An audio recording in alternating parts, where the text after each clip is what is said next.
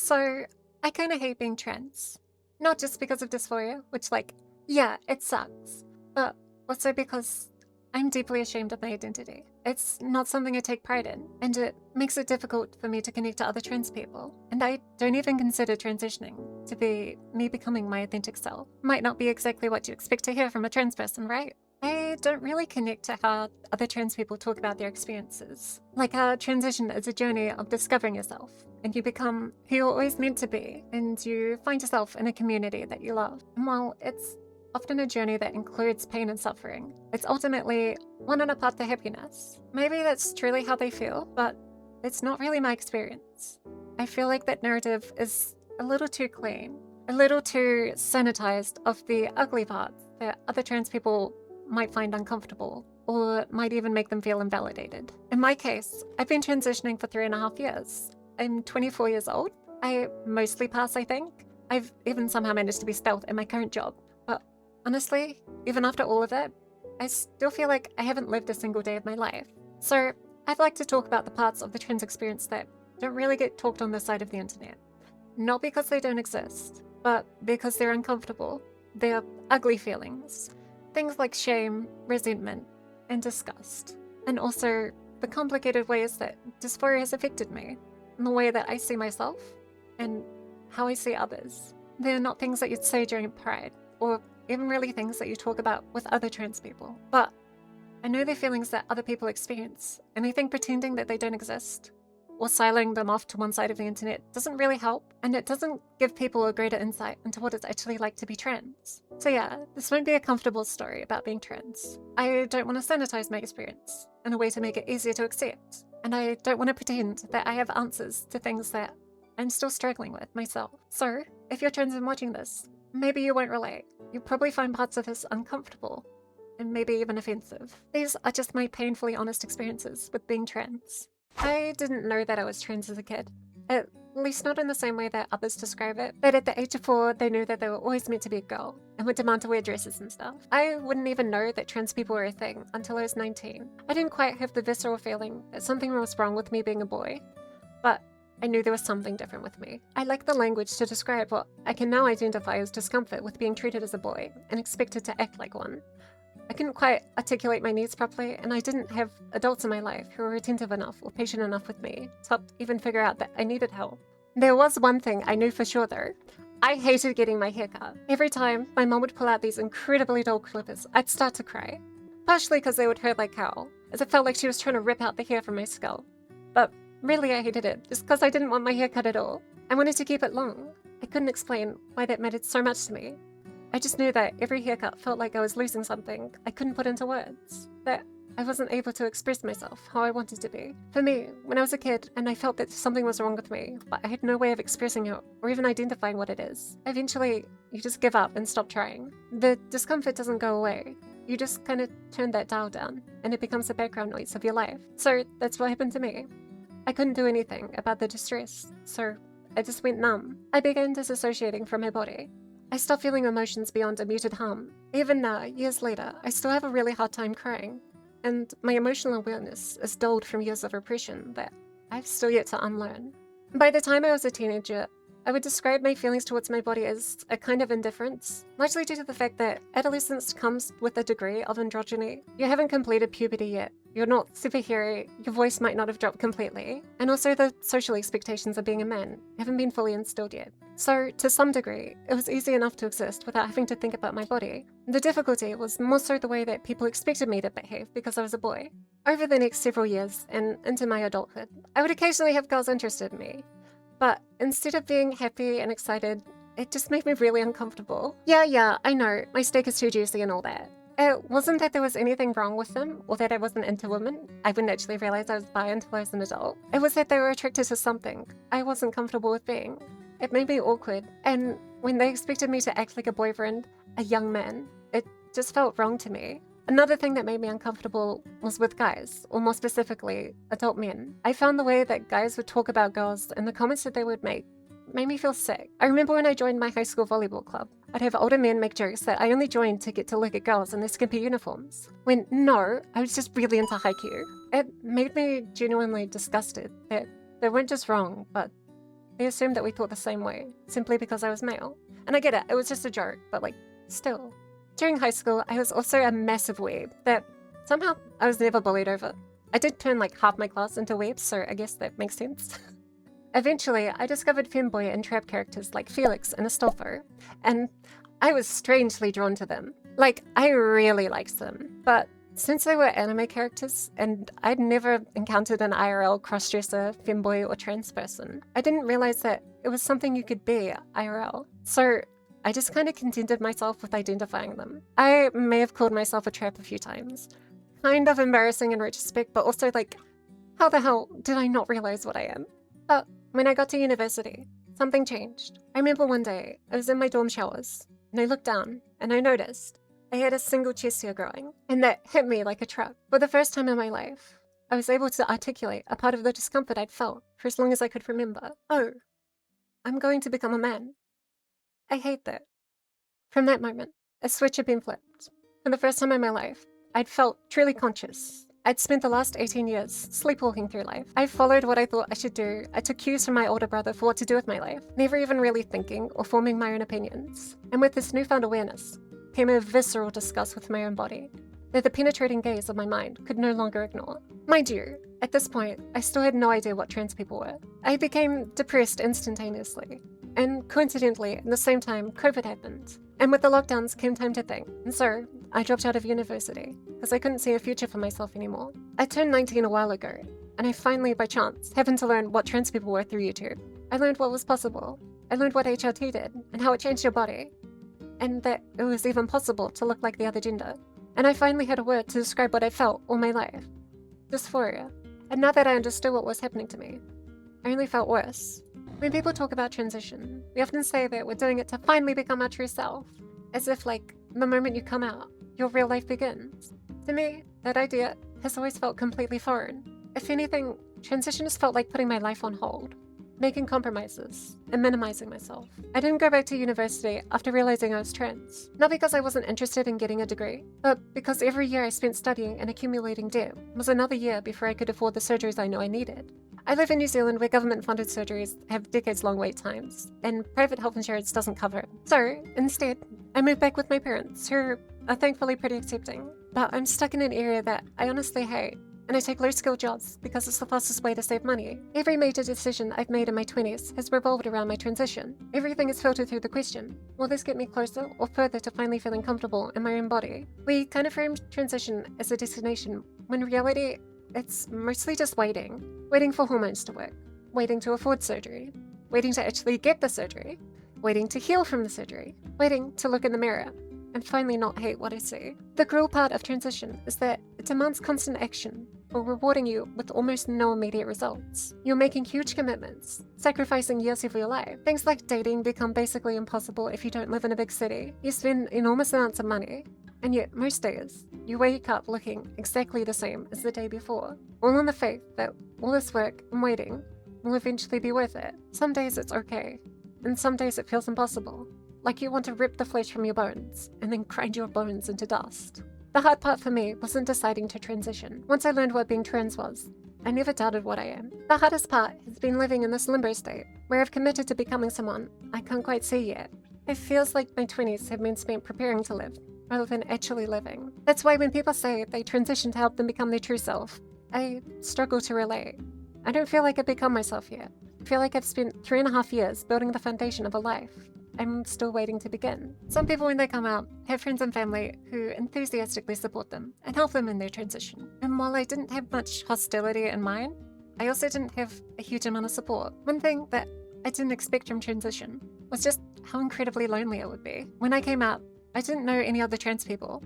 Hell, I didn't even know anyone queer. My life was just entirely surrounded by a bunch of straight people. I was the only freak around. I had never had any female friends, or honestly, really any close friends in general. I didn't have anyone to teach me things, or reassure me that I was on the right track.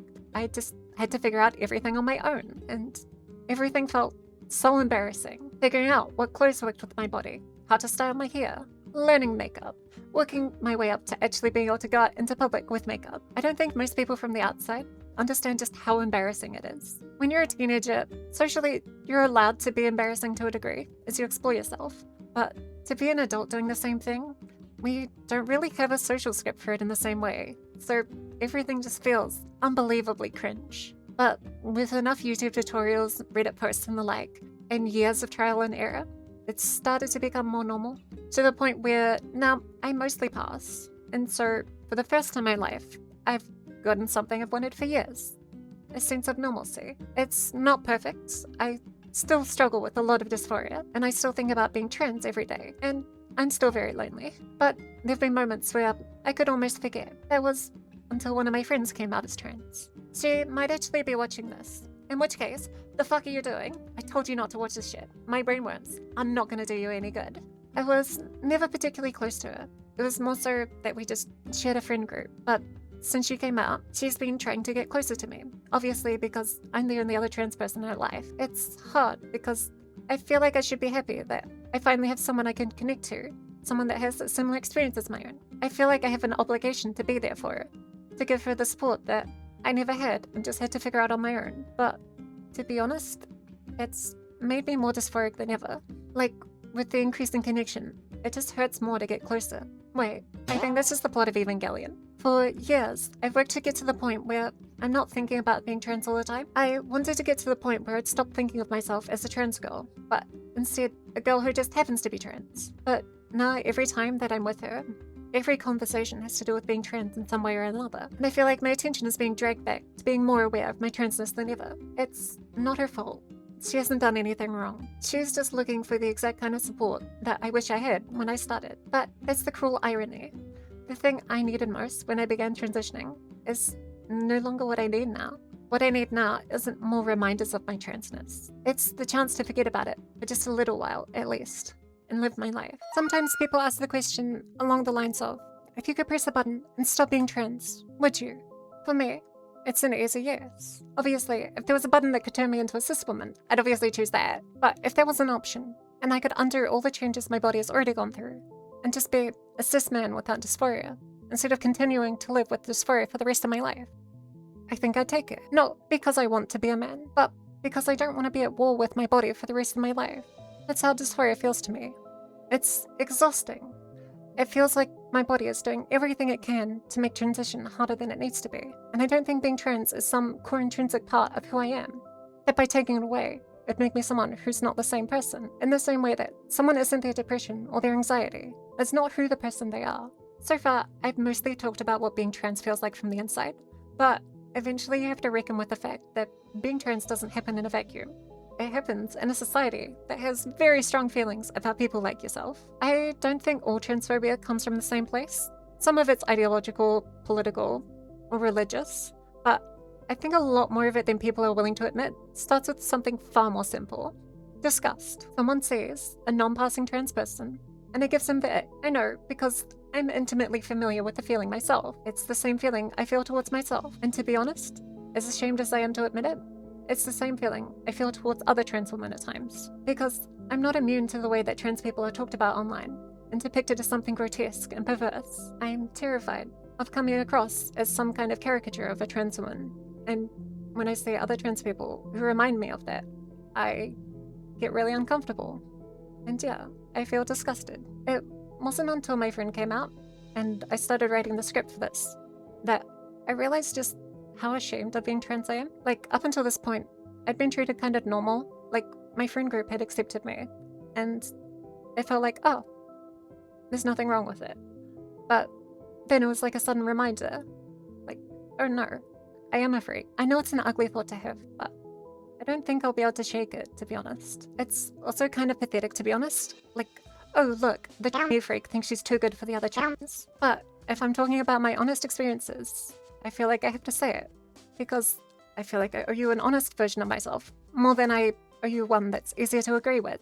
Being the only trans person I knew for the longest time meant that if I wanted to connect with other trans people, it meant it had to be online. And to be blunt, I hate the online trans community. I feel like trans spaces online can be broadly put into two camps, which I like to call the Reddit side and the 4chan side, which I hate for both separate reasons. I feel like I should say that I feel like the Reddit spaces aren't necessarily a bad thing. Maybe it's just a dispositional thing, but I just can't stand them. I get it.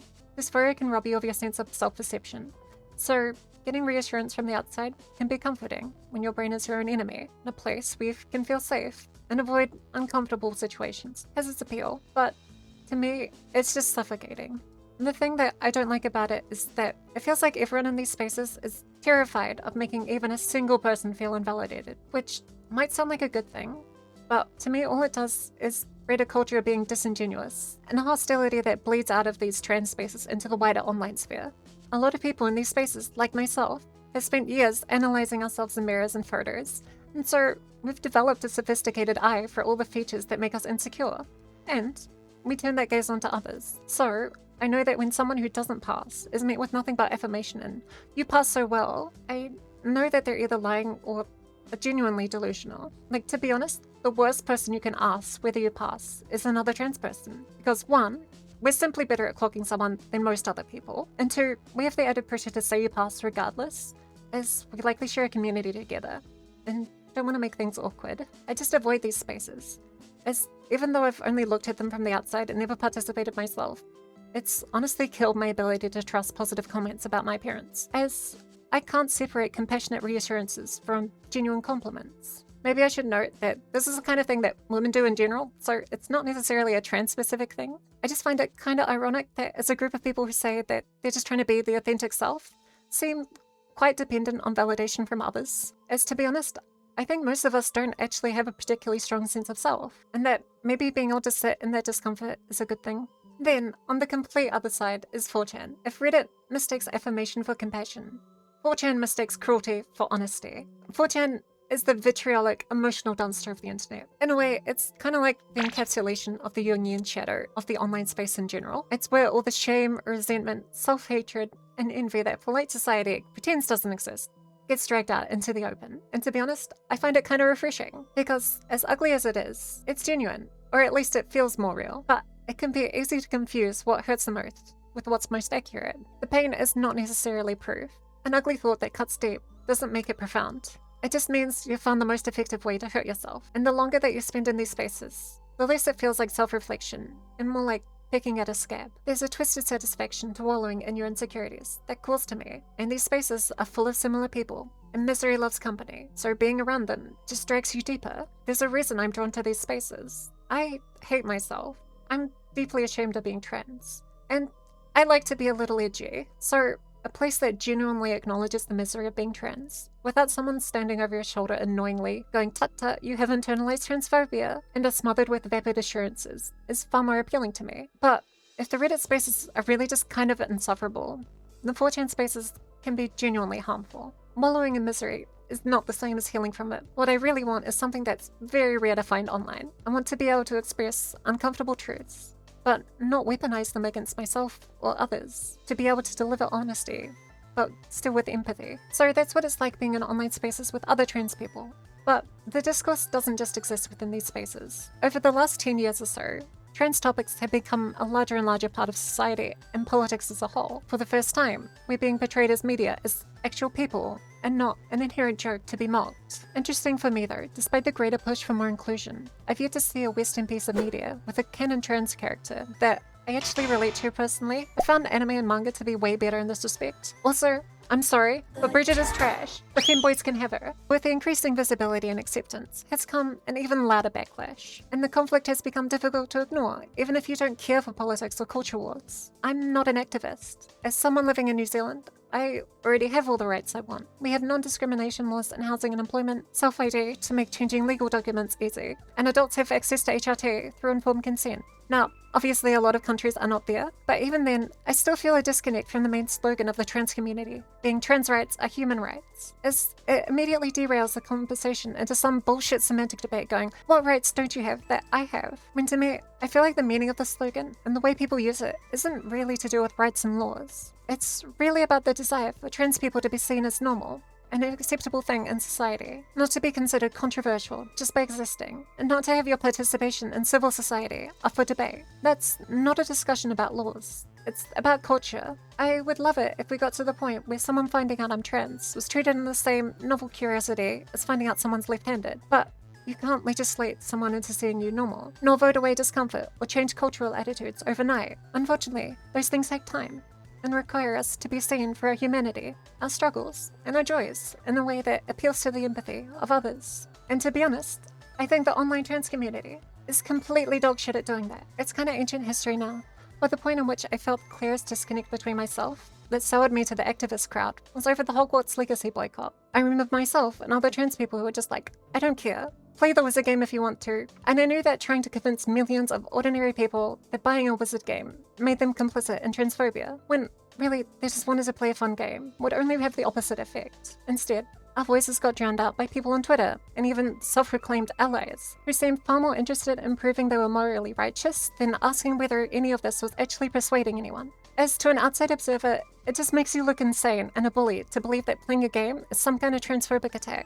It really sucked to see the kind and sweet creators I liked getting so much harassment, and it gave justification to parts of the audience to go after and attack people who wanted nothing to do with it, and it unnecessarily soured people on real trans issues. I think an unfortunate reality of being a stigmatized minority is that you're held to a higher standard than everyone else. We're not allowed to get angry at injustice, or we're seen as aggressive. A terrible action from one is seen as representative of the whole, and we have to tolerate shit that should be seen as universally unacceptable, but isn't. It's not fair. It shouldn't be that way. But pretending it isn't true doesn't make it any less so. If we were already seen as ordinary, there wouldn't be any need to fight to be seen that way in the first place. I'm not saying to quietly accept abuse, or to never get angry. They will never get you the acceptance you want, and it will only make you shrink yourself until you're invisible. What I'm saying is that if your goal is acceptance, then how your anger is perceived matters just as much as whether it's justified. Frustration is powerful when people see it as a response to injustice. It's just it's a lot less persuasive when it's the first thing they encounter. I'm just gonna say it. I don't see most trans women as women, myself included. That's not to say that I think we're men. I genuinely don't. And there are some trans women that I see, and my only thought is, damn, that's a whole ass woman. When I look at the men in my life, and the ways they act, what they value, how they perceive themselves, it all just feels completely alien to me. Like, I have more familiarity to it than I would like, but it's just not me. But does that make me a woman? I don't really feel like one. What does it mean to be a woman? I don't know either, but I have a general idea.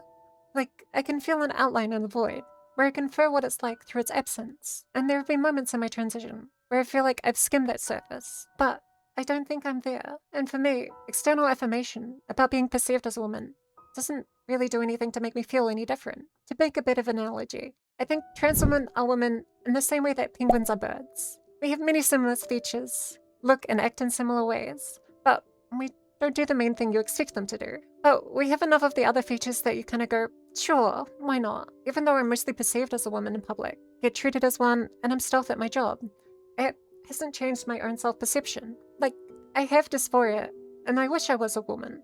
And no, it's not like I'm secretly non-binary or anything. For me, having dysphoria and wishing I was a woman, and even being perceived as one, I don't think any of that makes me a woman. Like, when I'm with my female relatives who know I'm trans and they include me as one of the girls, I don't feel seen. Frankly, it just feels patronizing. I can't help but feel like they only treat me as one because they think it's the nice thing to do. I've noticed that sometimes if you go to an ally and ask them if they think trans women are women, they'll go, yes, of course. But if you follow it up with why they think that, oftentimes you'll get to observe a human being blue screen in front of your eyes as they're unable to form a response. I think it's a disconnect between perception and emotion. There are some trans women you just perceive as women, but for others, morally, you want to recognize someone's internal experience of themselves, even if that's not matched externally in your perception of them. And I feel that disconnect myself. I know how I'd like to be treated and about what I think other people deserve, but emotionally, I'm not there. For me, it just feels like the fact that I was born a boy and raised as one has permanently tainted me, that by never getting to experience a female upbringing, it's a barrier that I can never cross. And I'm not sure I'll ever be able to not see it that way. Wait, I think I'm just describing Evangelion again.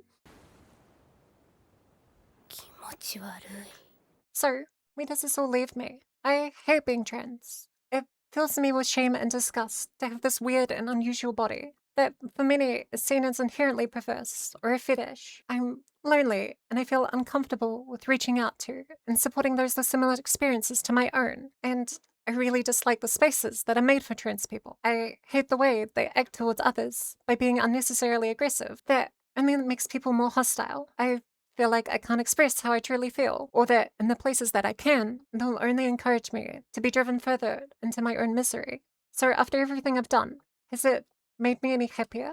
Am I living as my true self? No, not really. Then, the question needs to be asked. Do I regret transitioning? Well, no. Hating that I'm trans, that I have dysphoria, and regretting that I transitioned are not the same thing. And while I'm still struggling with my internal perception of myself and the baggage that comes along with being trans, I've never questioned the medical aspect of my transition. I'll often see trans people talking about having imposter syndrome over whether they're really trans or not, or if their dysphoria is bad enough that they have the right to be trans. First of all, we're not exactly a high-class group with prestigious bar of entry. Secondly, I've never really questioned that part. Once I knew that transitioning was possible, before I started hormones and was wondering if I was ready to commit to the path, a question popped into my mind. Do you want to grow old and die in the body of a man or a woman? The answer to that was easy. Even though I'm not happy with my body as it is now, there's been one aspect of my transition that has brought me genuine relief. That my body won't get any more masculine. It hasn't made my dysphoria go away, but I find a little comfort in the knowledge that, at least in this aspect, my body won't betray me any further. No twink death for me, baby. I don't know if I'll ever be able to make peace with my body, or with being trans. And I'm not where I want to be, but I have hope. Hope that where I am today is a sacrifice for a happier tomorrow. Hope that when I get the surgeries I want, my mind will quiet down at least a little bit. One day, I'll move out of my parents' house and build a life in a place where I begin to feel like I'm actually living. That I'll get to experience love for the first time and find someone who wants me for who I am, not for what I am or what they want me to be. And perhaps if I can, I hope one day I can call myself a woman and actually mean it. You know, the worst part about all of this is that I'm doing it all, so instead of having trans insecurities, I'll just have regular ass woman insecurities instead.